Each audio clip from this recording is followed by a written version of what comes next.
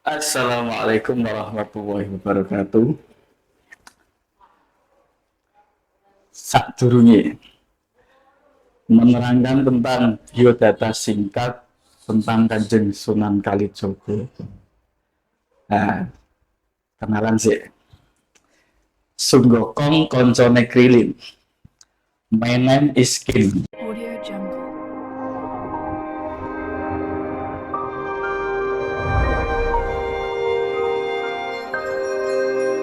Audio Jungle.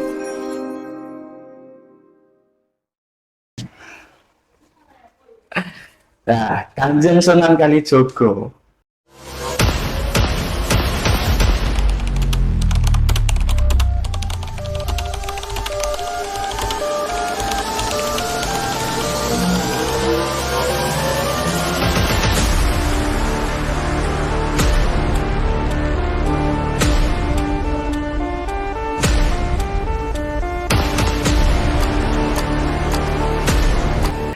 Nah, Kanjeng Sunan Kalijaga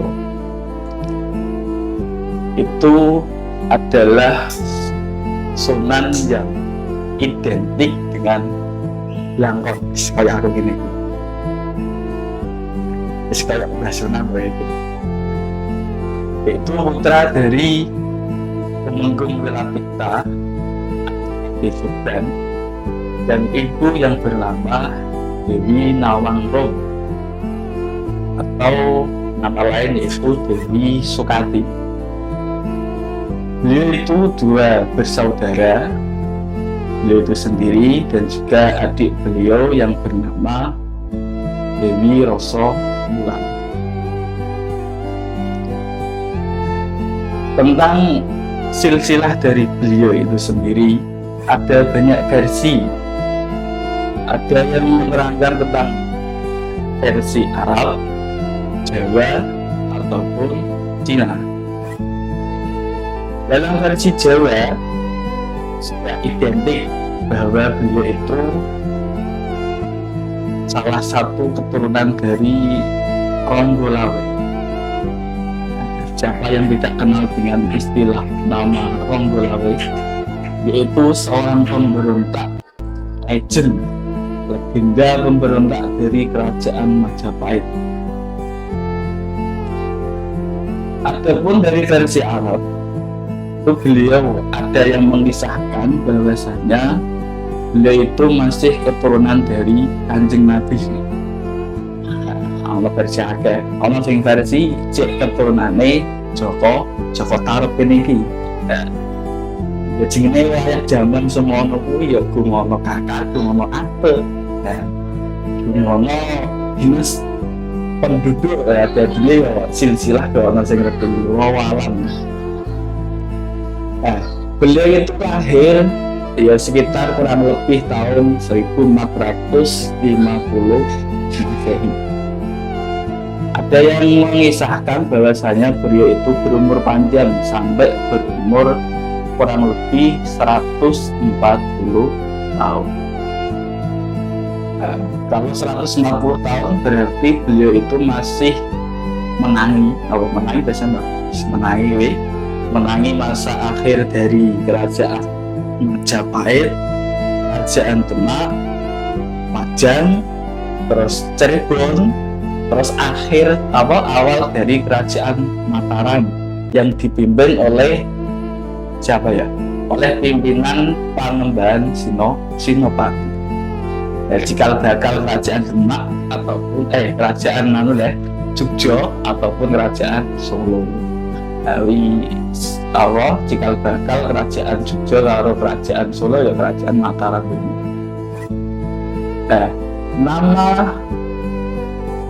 Nama Kalijaga atau beliau identik dengan istilah Kalijaga itu diambil dari kisah ketika beliau itu masih remaja, yang notabene beliau itu pada waktu remaja yang bertempat tinggal di daerah Kabupaten, yang merasa kecukupan, tidak pernah kurang ataupun kelaparan. Ketika beliau itu keluar untuk menjelajah di daerah pedesaan, beliau kaget amarga nopo, amarga ketika melihat rakyat atau warga yang ada di desa kuwi mau yang kehidupannya 180 derajat atau jongkak antara kehidupan di kabupaten ataupun kehidupan di masyarakat atau di pedesaan. Apalagi pada waktu itu kerajaan atau pemerintahan itu memerintahkan untuk menaikkan pajak tanpa melihat kemampuan warganya, yang mana pada waktu itu kehidupan yang sangat sengsara, petani yang sangat gagal, pertanian gagal, perkebunan juga gagal, dan sektor-sektor yang lain banyak yang gagal. Nah, dari peristiwa itulah beliau itu mempunyai kerentek neati, kerentek yang notabene itu beliau itu masih keturunan si pemberontak Ronggolawe, yaitu beliau berinisiatif untuk merampok para pejabat-pejabat di Kabupaten Tuban dan sekitarnya untuk dirampok dan diberikan untuk orang yang fuqara wal masakin tadi. Lama-kelamaan akibat dari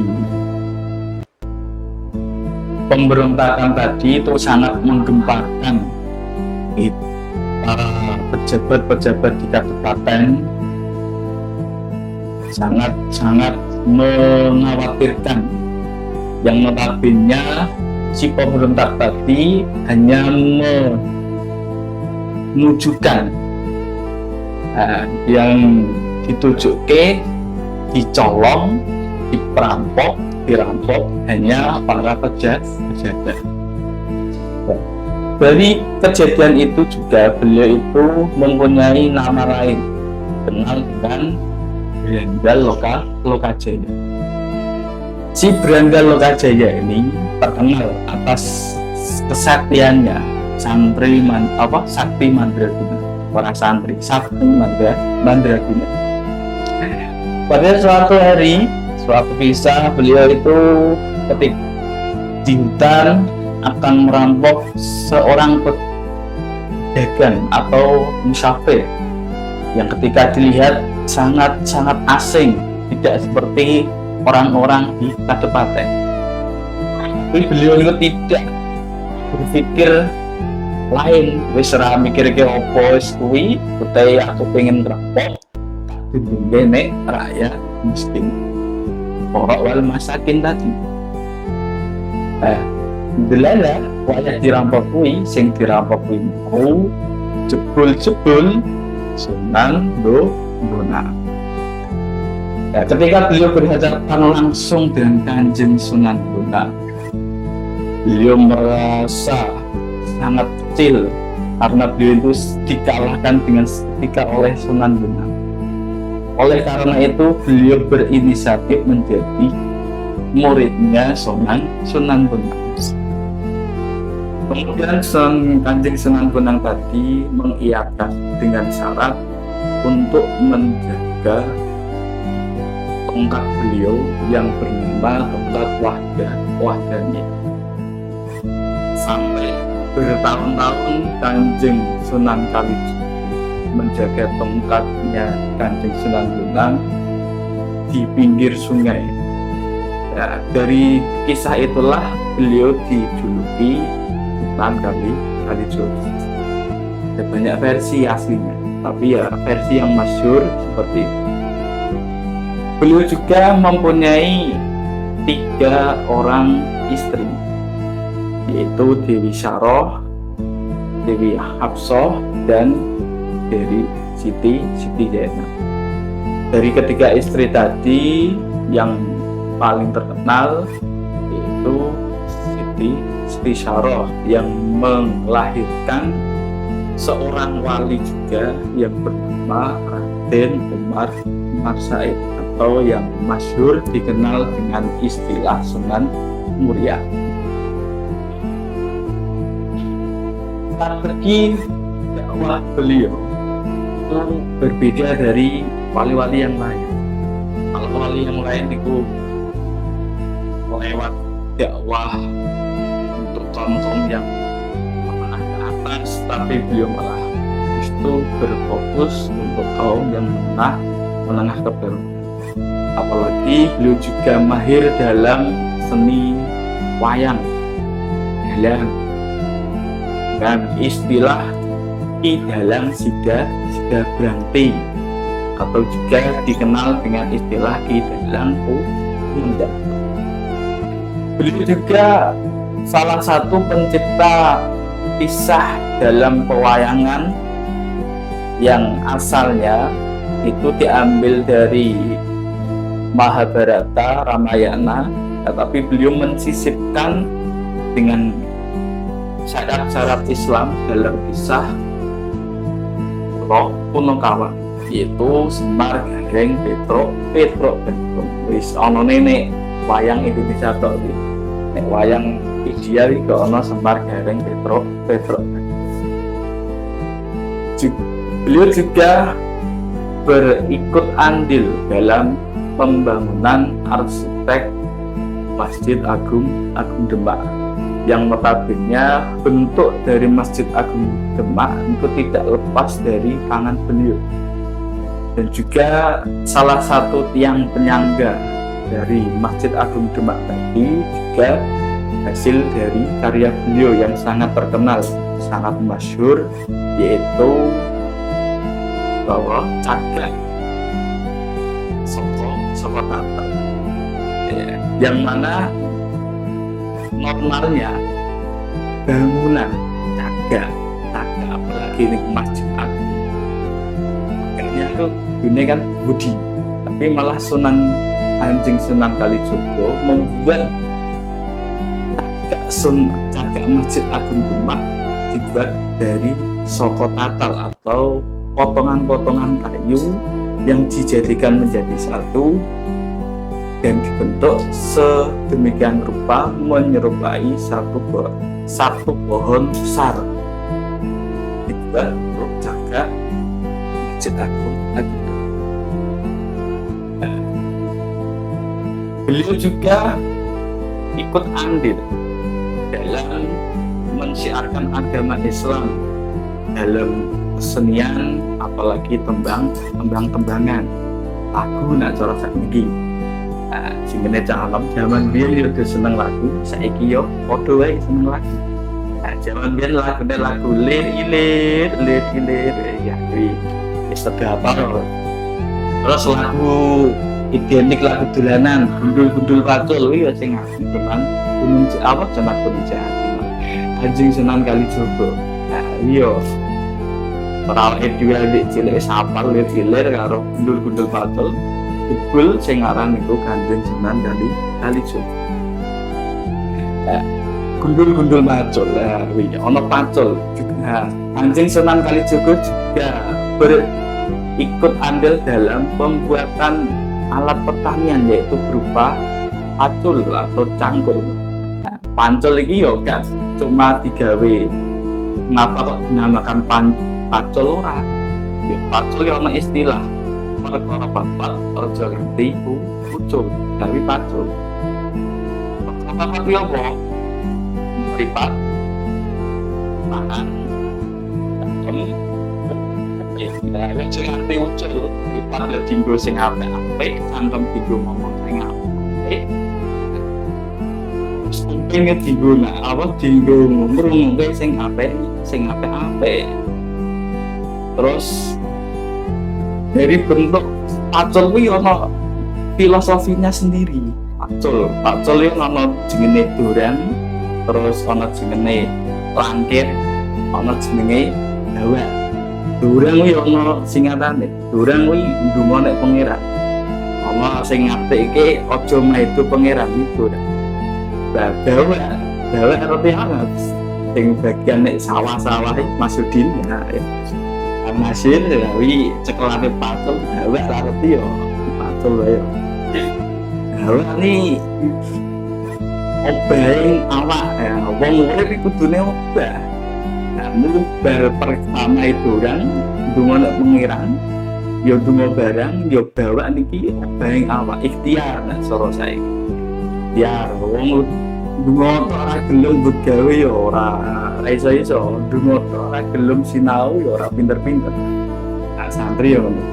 Terus langkir kuwi landhepe pikir. Landhep ing pikir atau landhepe pikir. Pikirane piye landhep. Ojo cuma pasrah, ono sithik-sithik pasrah. Mulane nek pondok pesantren ono kok cuma saeli ben langkir landhepe pikir. Nah, beliau juga salah satu wali songo berbeda dari yang lain. Yang notabene wali songo sing liyane kuwi jonggo disbah sogan. Liyon ku yo cek melekat doa langkon doa tujuh. Nah, kok yang kuwi ngene lewat buku radilah biasa. Siap. Murid Sunan Kalijogo, saya ingat tentang murid Sunan Kalijogo. Murid Sunan Kalijogo yang paling masyhur terkenal. Akan tidak pikir lagu saya ini kamu juga ngerti mas ya sebutannya si karepet itu apa? Jopo Tinggir jadi ini ngombe dawet nak lagu yang putih nah ini sholawatnya Jopo Tinggir wali Allah wali nixti terus satu murid beliau lagi itu Ki Ageng Selo. Ono versi menceritakan bahwasanya Ki Ageng Selo juga salah satu murid dari Sunan Kalijogo. Terus ono neh Saridin, si Saridin ini juga salah satu murid Sunan Kalijogo. Undang-undang Pak, murid Sunan Kalijogo iki kondang. Ono sing iso nyekel uduk, ono sing iso apa? Saridin iso nyelok banyu nek apa nek pakul ya pakul ya disero ning jero klopo iso ana iwake ya Saridin ya iya salah satu keibatan Sunan Kalijogo. Omong iki watane sisa biasane nek Demak nek Kadilang awalnya besar iki pusaka-pusakane Kanjeng Sunan Kalijogo di apa dikumbah. Nah, istilahnya apa sih ini lali ya itu. Nah, salah satu yang terkenal yaitu Klambi Ontokusmo. Klambi yang terkenal paling masyhur untuk memerangi ceritanya memerangi Nyi Roro Kidul. Dan Kanjeng Sunan Kalijogo juga pernah berperang melawan Nyi Roro Kidul dengan menggunakan Klambi Ontokusmo. Klambi ini bisa dilihat besok nih wayah besar nih Pak ya karnaval biasanya bar sholat Idul Adha terus giring awet Masjid Agung Demak sampai ke makam Kadilang. Nah terus beliau juga apa ya umurnya beliau ada yang versikan ada yang umur 60 sekian tahun, ada yang sampai umur panjang 140 tahun. Tapi yang masyhur ya sing kurang lebih 140 tahun, yaitu beliau meninggal atau wafat pada tahun 1590 Masehi di desa Kadilangu. Atas jerih payah beliau juga dikenal dengan istilah kota. Cukup sekian biodata dari atau silsilah atau biografi ya, dari Kanjeng Sunan Kalijogo. Biografi singkat ya lah dulu tidak ngantuk. Cukup sekian. Ihdinas siratal mustaqim. Assalamualaikum warahmatullahi wabarakatuh.